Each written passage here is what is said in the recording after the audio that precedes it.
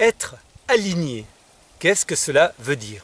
Dans les milieux du développement personnel, on entend souvent parler de être aligné. Alors, être aligné, c'est un processus psychologique, c'est un alignement psychologique, donc être aligné avec nos valeurs, donc agir suivant nos valeurs, suivant nos émotions. Mais ce que l'on oublie souvent, c'est que c'est également un processus physiologique. Quelqu'un qui est aligné dans son mental, dans ses émotions, dans ses aspects psychologiques, est également aligné dans ses aspects corporels. Et l'un ne va pas sans l'autre. Il est impossible d'être aligné dans ses principes, dans sa vie, dans son quotidien, si on n'est pas en même temps aligné physiquement. Et de la même manière, lorsqu'on est aligné physiquement, on va être aligné avec nos principes. Donc c'est quelque chose qui va vraiment ensemble. Et donc être aligné physiquement, c'est beaucoup de choses, mais par exemple, ça va être l'alignement vertical de toutes nos voûtes. Donc il y a la voûte plantaire, qui est une première voûte. Alors, c'est déjà quelque chose à mettre en place dans notre vie, c'est la connexion avec le sol. Ensuite, il y a la voûte pelvienne. Donc, c'est être aligné dans notre vie, être en situation d'être bien dans notre vie, être bien assis. Ensuite, nous avons la voûte du diaphragme.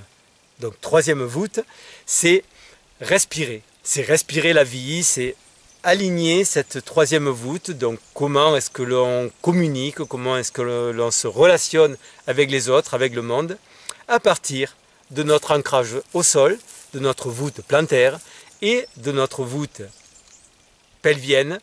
Donc, comment est-ce que je relie ma vie? Donc, mon ancrage, ma vie au quotidien, mes relations avec les autres.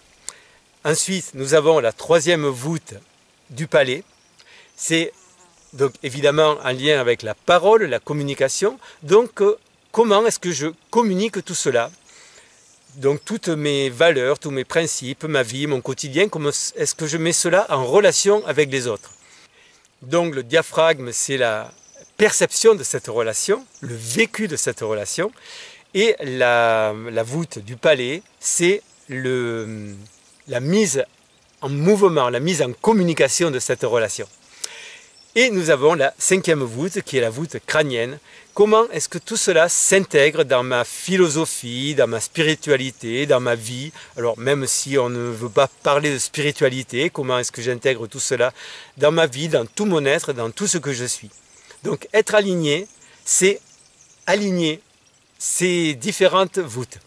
Et ces différentes voûtes ne peuvent pas être alignées si on n'a pas une bonne posture corporelle.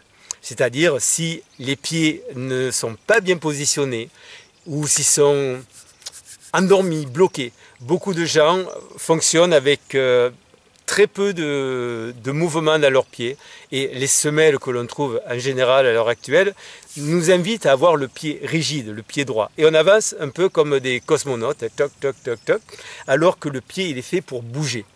Ensuite, le bassin, est-ce qu'il est mobile, est-ce qu'il est souple? C'est le bassin qui va faire notre assise, qui va nous permettre d'être à l'aise dans toutes circonstances. Tu peux imaginer un cavalier, donc le cavalier, son bassin fait corps avec le cheval.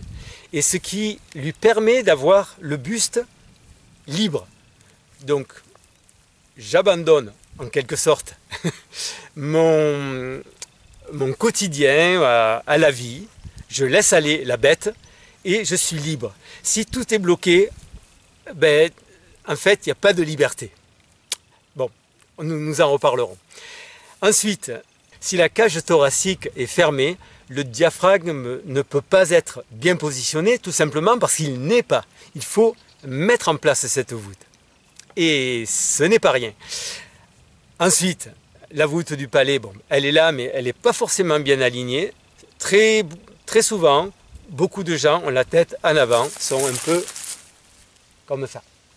Donc si cette voûte est là, elle n'est pas du tout alignée avec les pieds ou avec quoi que ce soit.